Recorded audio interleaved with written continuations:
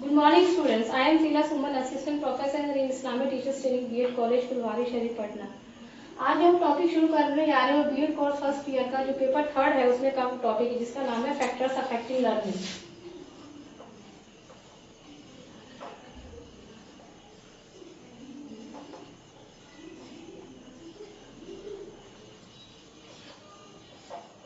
Factor affecting learning means वह कारक जो अधिगम को प्रभावित करते हैं।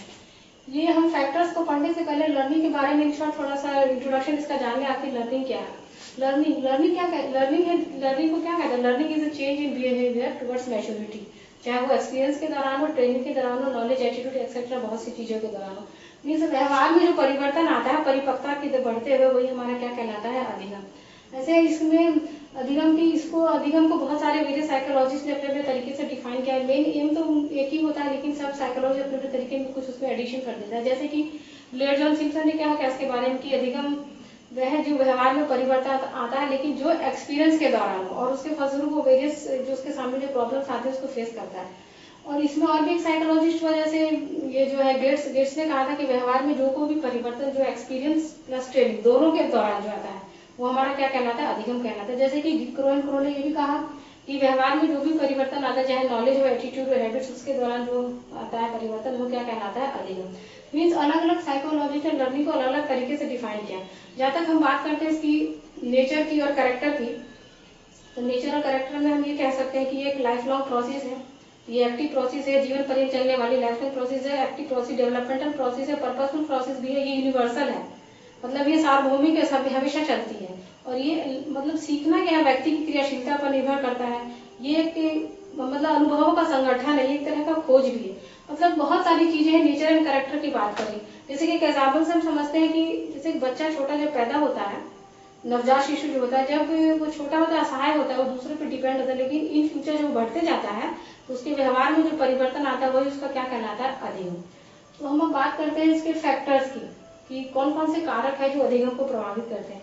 इन जनरल हम जान लेते हैं कि जो लर्निंग है, लर्निंग एक ऐसी शैक्षिक प्रक्रिया है, मीन्स एजुकेशनल प्रोसेस है, किसी भी संदर्भ में 4 तत्वों पर 4 फैक्टर्स पे डिपेंड करते हैं। जैसे पहला हो गया इसमें खुद लर्नर, अधिगम करता, मीन्स वह अधिगम करता जिसके व्यवहार में परिवर्तन लाया जाता है। ऑलरेडी हम मेंशन कर चुके हैं, वह परिवर्तन चाहे एक्सपीरियंस के दौरान हो, ट्रेनिंग के दौरान हो, चाहे वो एटीट्यूड, हैबिट, नॉलेज एक्सेट्रा, बहुत सी चीजों के द्वारा होती है।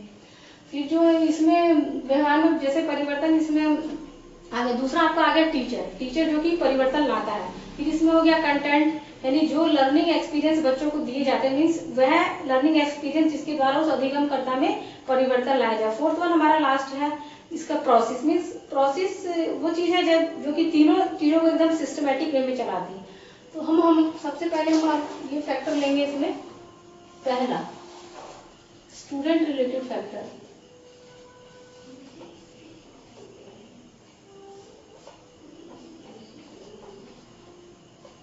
बच्चों से संबंधित कारक। तो इसमें पहला हम लेते हैं फिजिकल और mental health of the student.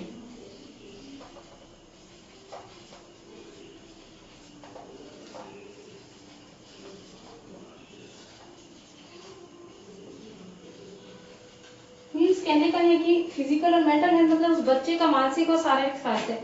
जब बच्चा मेंटली और फिजिकली रूप में फिट रहेगा तो वो अपने अधिगम में एकदम सक्सेस पाएगा, लर्निंग प्रोसेस उसकी सही चलेगी। लेकिन इसके विपरीत अगर हम अनफिट की बात करके कोई बच्चा अस्वस्थ है तो वो अपने अधिगम को पूर्ण रूप से नहीं निभा पाएगा, मीन्स वो सक्षम नहीं होगा उसके लिए। सेकंड हम लेते हैं इसमें, फर्स्ट हमारा फिजिकल मेंटल है, सेकंड हम लेंगे विल कह लीजिए या फिर रेडीनेस टू लर्न। मतलब उस बच्चे के लिए कह रहे हैं, स्टूडेंट रेट फैक्टर चल रहा है, बच्चे के लिए कह रहे हैं उसकी जो भी कुछ वो सीख रहा है एक्सवाइजेड, उसको सीखने की उसकी इच्छा या फिर उसकी तत्परता।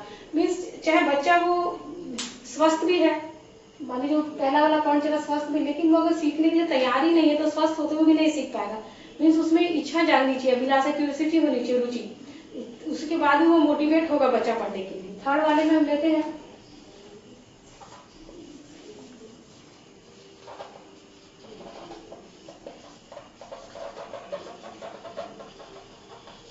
Aspiration and achievement. कहने का मतलब जो महत्वाकांक्षा होती है उपलब्धि। कहने का मतलब यहाँ पे कि जो भी बच्चा है उसकी जितनी योग्यता है उसके अकॉर्डिंग ही वो किसी चीज की महत्वाकांक्षा रखे या उपलब्धि रखे, मतलब ना सामर्थ्य से अधिक ना कम, क्योंकि इससे अधिक या कम भी होगा तो निराशाजनक ही होता है। मीन्स उसके जितनी उसकी योग्यता है, क्षमता है, उसके अकॉर्डिंग ही उसको उपलब्धि हासिल करनी है, महत्वाकांक्षा के अकॉर्डिंग। इसके बाद आप चौथा देखिए इंटेलिजेंस। इंटेलिजेंस मीन्स बुद्धि, मतलब सीखने में बहुत हद तक बुद्धि इंपॉर्टेंट रोल प्ले करता है। जैसे कि इससे बहुत से रिलेटेड फैक्टर है, जैसे कह लीजिए कॉन्सेप्ट है, उसका थिंकिंग आर्गूमेंट हो गया, और या डिसीजन पावर, तो ये सारे जो है इस इंटेलिजेंस से रिलेटेड फैक्टर है जो कि बच्चे को सीखने में सहायता करते हैं। पांचवा आ गया हमारा गोल ऑफ लाइफ, मीन्स उद्देश्य, जीवन का उद्देश्य। या हम ये कह सकते हैं कि जो भी बच्चा अधिगम कर रहा है कुछ ना कुछ जीवन का उद्देश्य होता है, लेकिन इसके विपरीत हम ये कह सकते हैं कि उद्देश्यहीन जो व्यक्ति होता है, जिसका कोई जीवन का उद्देश्य नहीं, ऐसे पढ़े जा रहा है, तो वो उसको हम एक तरह से कंपेयर कर सकते हैं कि वो उस पतवार ही नौका के समान है, जो कि उस समुद्र के जो आती है एकदम लहरें जो उठती है उसमें वो मतलब डगमगा जाता है एक तरफ उस लहरों से। कहने का मतलब पतवारहीन नौका के समान। क्यों कहा गया पतवारहीन नौका? मीन्स नौका तो बच्चे को कहा गया, और पतवार जो चलाता है उसको, मीन्स पतवार हो गया आपका उद्देश्य से रिलेटेड हो गया। तो जब उसका कोई उद्देश्य नहीं होगा तो वो एक तरफ हो जाएगा, उसका कोई गोल ही नहीं रहेगा लाइफ का। इसलिए जीवन का उद्देश्य होना बहुत ही जरूरी। आखिर वो अधिगम क्यों कर रहा है, उसका गोल ऑफ लाइफ क्या है? इसके बाद हम लेते हैं इमोशनल कंडीशन।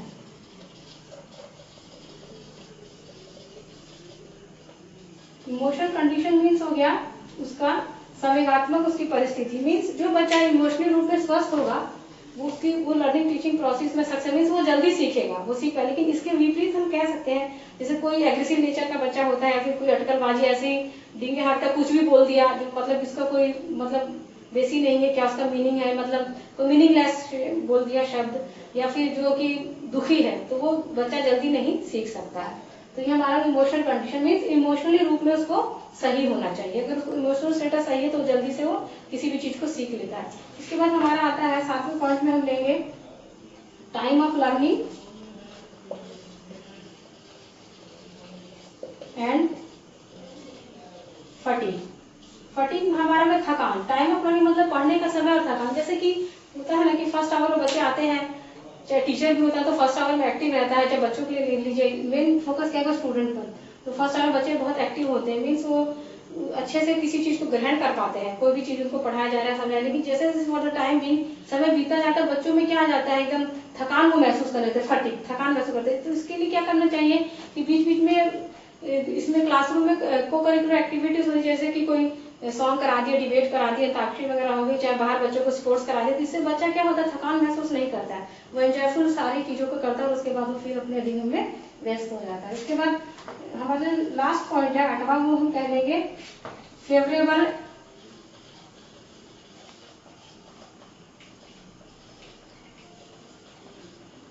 मतलब फेवरेबल एटमॉस्फेयर ऑफ लर्निंग। कहने का मतलब है कि उस अधिगम के लिए एक अनुकूल वातावरण।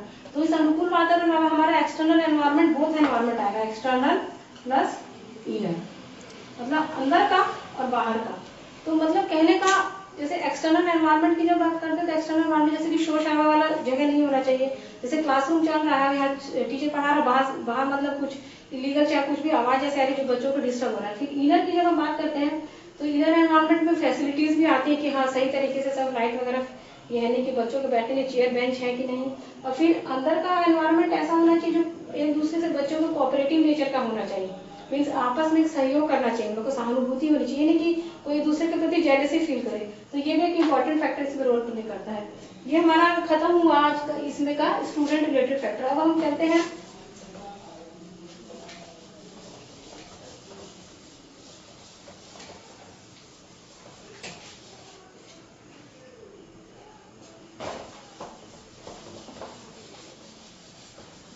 नेक्स्ट, हम चलते हैं इसमें टीचर रिलेटेड। पहला हमारा कवर हो गया स्टूडेंट रिलेटिव, नेक्स्ट चलते हैं टीचर रिलेटिव।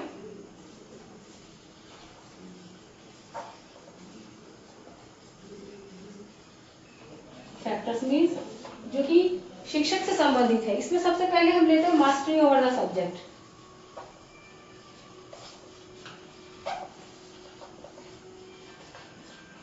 कहने का मतलब मास्टरी, मास्टरी मतलब क्या, महारत जिसको हासिल होती है। मास्टरी मतलब सब्जेक्ट मीन्स जो भी शिक्षक अपना जो भी XYZ सब्जेक्ट है उसका जो भी टीच कर रहा है उसमें उसकी मतलब उसमें पूर्ण अधिकार, मीन्स उसका कमांड होना चाहिए भाषा पर पूर्ण अधिकार।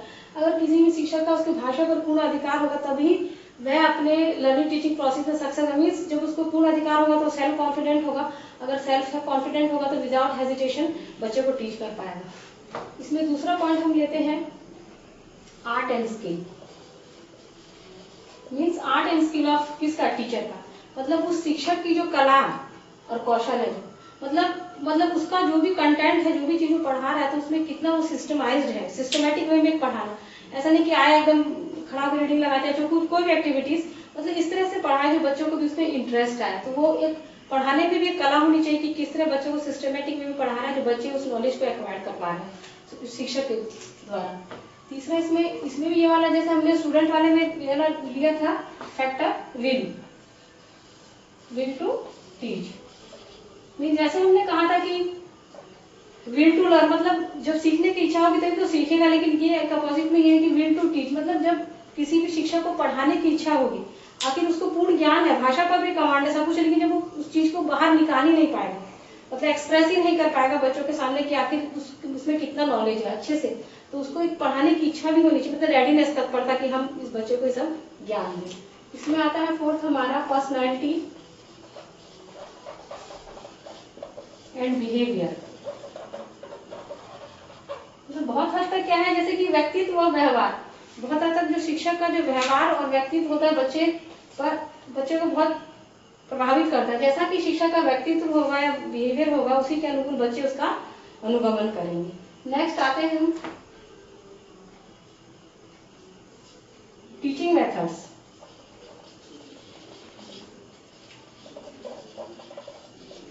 टीचिंग मेथड मतलब शिक्षण विधियां, कहने का मतलब कि जहाँ पर क्लासरूम में मोर देन 1 स्टूडेंट्स होते हैं वहाँ की बात हो रही है कि सबका तरीका अलग अलग होता है सीखने का। तो मेन बात है कि मतलब जितने टीचिंग मेथड्स अफेक्टिव होंगे, साइंटिफिक होंगे, उतना ही हमारी लर्निंग टीचिंग प्रोसेस सक्सेसफुल होगी। जैसे कि हम इसमें बता सकते हैं कि टीचिंग मेथड्स में एग्जांपल के तौर पर जैसे कि लर्निंग करके सीखना, लर्निंग बाय डूइंग हो गया, चाहे लर्निंग बाय एक्सपेरिमेंट हो गया, एक्सपेरिमेंट के दौरान, चाहे लर्निंग बाय ऑब्जर्वेशन निरीक्षण के द्वारा अपने द्वारा जो निरीक्षण करते हैं, चाहे प्ले वे मेथड, बहुत सारे ऐसे हैं मेथड जिसके द्वारा बच्चे को हम सिखा सकते हैं। आगे चलते हैं इसमें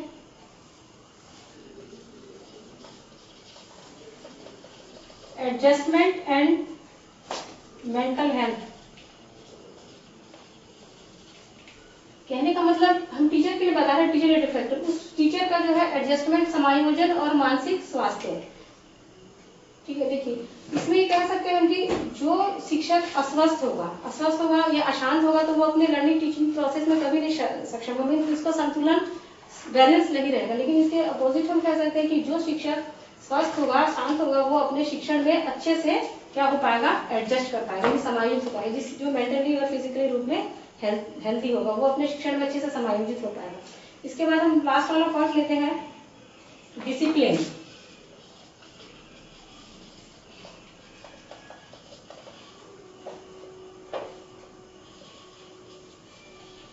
मीन्स ये दो फैक्टर डिसिप्लिन एंड इंटरेक्शन जो कि मेंटेन करता है टीचर। कहने का मतलब है कि डिसिप्लिन एंड इंटरेक्शन दो शब्द अलग है, discipline interaction maintain by the teacher. Means कि एक तो कंटेंट के अकॉर्डिंग या फिर वो जो लर्निंग सिचुएशन अकॉर्डिंग है, मतलब लर्निंग टीचिंग की प्रोसेस इस बात उसकी जो सक्सेस और अनसक्सेस इस बात पर निर्भर करती है कि वो जो जिस तरह का लर्निंग सिचुएशन है या फिर कंटेंट है उसके अकॉर्डिंग मतलब कैसे उसमें डिसिप्लिन मेंटेन किया जा रहा है क्लासरूम में।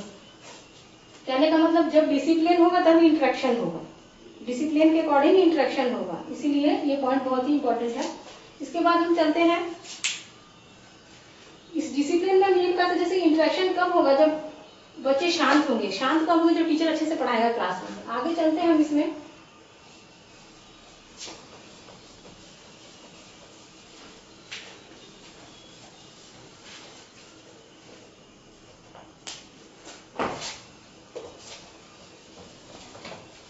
तीसरा हमारा आता है इसमें content related. Third one factor आगे हमारा कंटेंट। कंटेंट को हम टास्क भी बोल सकते हैं। इसमें क्या है,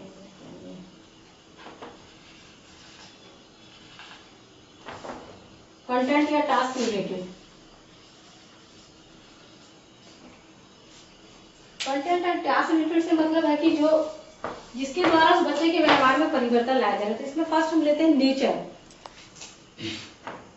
पहला लेते हैं nature, means nature of the content, means उस जो पढ़ाने का जो कंटेंट है उसका आखिर नेचर कैसा है। तो नेचर कैसा होना चाहिए कि जो उस पढ़ाने का जो कंटेंट है वो इजी होना चाहिए और अर्थपूर्ण होना चाहिए, न कि वो कि कठिन और अर्थिन होना चाहिए। तभी अगर ये सरल और इजी होगा तभी वो किसी भी तरह के शिक्षण में, चाहे फॉर्मल हो इनफॉर्मल हो, चाहे इसको कह लीजिए आप डायरेक्ट में डायरेक्ट, सभी तरह के शिक्षण में वो सहयोग करेंगे। सेकंड आता है इसका selection, mean selection of the content. Selection, तो आखिर कंटेंट का सिलेक्शन किसके आधार पर होना चाहिए? आधार होना चाहिए कि उस बच्चे का क्या है, एज ऑफ द स्टूडेंट कह लीजिए, मेंटल उसकी कैसी एबिलिटी यानी क्षमताओं के अकॉर्डिंग ही कंटेंट का सिलेक्शन होना चाहिए। उसके बाद हमारा लास्ट वाला आता है ऑर्गेनाइजेशन। मीन्स कहने का है कि पहले उसकी प्रकृति हमने जानी, लर्निंग एक्सपीरियंस, उसके बाद उसको सेलेक्ट भी हमने कर लिया एज के अकॉर्डिंग। लास्ट वाला हमारा जो ऑर्गेनाइजेशन आता है, मीन्स जब तक सेलेक्टेड जो कंटेंट है उसका साइकोलॉजिकल वे में ऑर्गेनाइजेशन नहीं होता तब तक वो लर्निंग टीचिंग प्रोसेस सक्सेस नहीं हो सकती। इसके बाद हम लेते हैं लास्ट वाला जो हमारा है रिलेटेड फैक्टर, मीन है प्रोसेस, जो कि होल सिस्टम को चला रही है, प्रोसेस। चौथा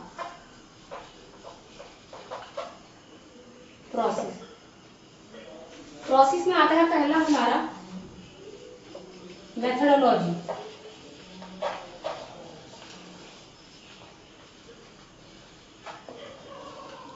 मीन्स कहने का है methodology of receiving learning experience. मतलब कहने का देखिए लर्निंग टीचिंग प्रोसेस की सक्सेस इस बात पर निर्भर करती है कि जो अधिगम अनुभव हम बच्चों को दे रहे हैं उसमें किन किन लर्निंग टीचिंग मेथोडोलॉजी या फिर उसमें टेक्नोलॉजी का यूज किया गया है। तो इसमें सबसे पहला आता है इस वाले में, इसमें सब क्लासिफिकेशन इसका, इसमें पहला आता है linkage of new learning with past.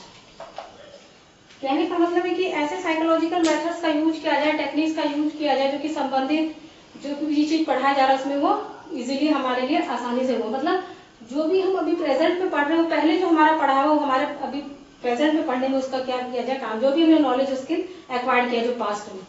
इसमें दूसरा आता है आपका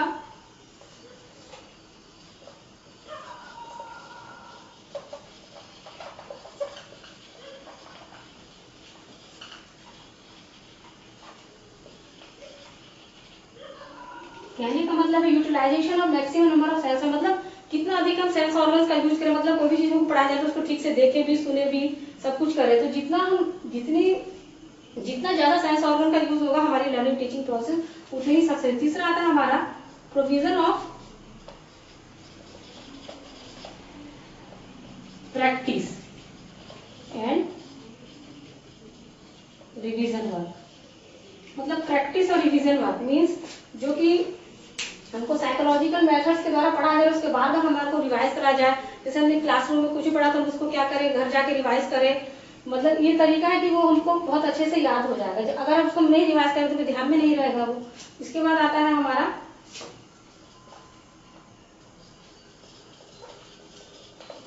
साइकोलॉजिकल मेथड्स एंड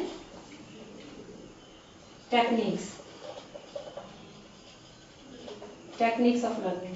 तो यानी कि मतलब इस लर्निंग टीचिंग प्रोसेस में कौन कौन से साइकोलॉजिकल मेथड्स का यूज करें जिससे कि मतलब कंटेंट और लर्निंग, वैसे ही कंटेंट और लर्निंग सिचुएशन के अकॉर्डिंग किस किस हम इसका साइकोलॉजिकल मेथड्स का यूज करें जिसके द्वारा कि हमारी लर्निंग टीचिंग प्रोसेस सक्सेस हो। जैसे कि बहुत सारे साइकोलॉजिकल मेथड, डायग्नोस्टिक टेस्ट हो गया, आपका अचीवमेंट टेस्ट हो गया, पर्सनैलिटी टेस्ट हो गया, इसके बाद एटीट्यूड, एप्टीट्यूड एक्सेट्रा, बहुत सारे ऐसे टेस्ट है। मीन्स कौन सी लर्निंग सिचुएशन और कंटेंट के अकॉर्डिंग हम कौन सा साइकोलॉजिकल मेथड यूज करें जिससे कि वो लर्निंग टीचिंग प्रोसेस सक्सेस हो।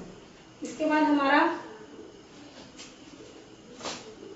आता है एक पॉइंट है जैसे कि feedback, provision of feedback and reinforcement. कहने का मतलब है feedback and reinforcement.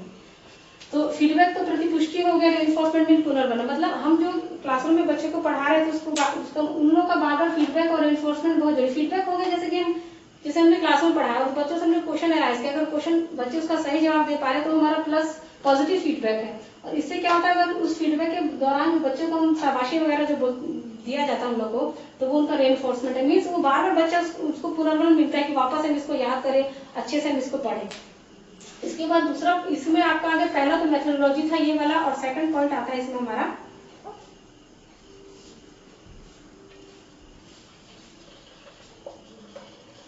Learning teaching environment and resources. ये वाला लर्निंग टीचिंग एनवायरनमेंट मीन्स इसमें पहला हम देंगे इसके अंदर सोशियो, कैसा होना चाहिए, सोशियो इमोशनल एनवायरनमेंट, शॉर्ट में एनवायरनमेंट। सोशियो इमोशनल मीन्स हो गया सामाजिक संवेगात्मक वातावरण, मीन्स वैसा वातावरण होना चाहिए जहां पर कि ये टीचर और स्टूडेंट का रिलेशनशिप जो होता है पॉजिटिव होना चाहिए, मतलब फ्रेंडली रिलेशनशिप होना चाहिए। जैसे कि हमने जो एडम्स ने बायपोलर प्रोसेस दिया था उसमें टीचर और स्टूडेंट दो पोल पे बताया था कि एक पे टीचर होता है एक पे स्टूडेंट, दोनों का क्या होता है, दोनों एक दूसरे के सहयोग के बिना अपने उद्देश्यों को नहीं प्राप्त कर सकते। मीन्स टीचर को स्टूडेंट का, स्टूडेंट को टीचर का क्या नॉलेज प्लस लेवल दोनों पता होना चाहिए। यानी कि जैसे कि टीचर का ये पढ़ाता है तो पढ़ता है, ये पथ प्रदर्शन है तो ये अनुगमन करता है, मीन्स दोनों का रिलेशन पॉजिटिव होना चाहिए, कोऑपरेटिव नेचर होना चाहिए, पॉजिटिव होना चाहिए। इसमें दूसरा आता है हमारा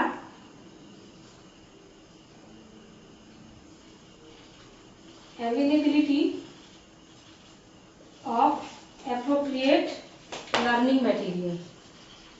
कहने का मतलब इसमें लर्निंग मटेरियल मतलब बच्चों के पढ़ने के लिए सभी सुविधाएं, चाहे वो इससे है, बुक से हो, पेंसिल से है, चाहे उनके लिए जो सुविधा है लाइब्रेरी हो, लैब्स हो, मतलब स्पोर्ट्स रूम हो, खेलने का जो भी मतलब जिस तरह का भी आइटम हो उसकी फैसिलिटीज वगैरह, इस फैसिलिटीज में उसका ये सारा भी आता है। जो मतलब एक क्लासरूम में उसके लाइट की सुविधा है कि नहीं, चेयर बेंच है कि नहीं, फैन की सुविधा है कि नहीं, मतलब बहुत सारी चीजें, तो यानी कि वो सारी लर्निंग मटेरियल और ये सुविधा है।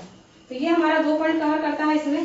तो आज हमने ये देखा कि जो अधिगम को प्रभावित करने वाले कारक है 4 के बारे में जाना, टीचर हो गया, स्टूडेंट हो गया, और ये कंटेंट हो गया जो टास्क है जिसके द्वारा लाया जाता है अधिगम, और प्रोसेस लास्ट में हो गया।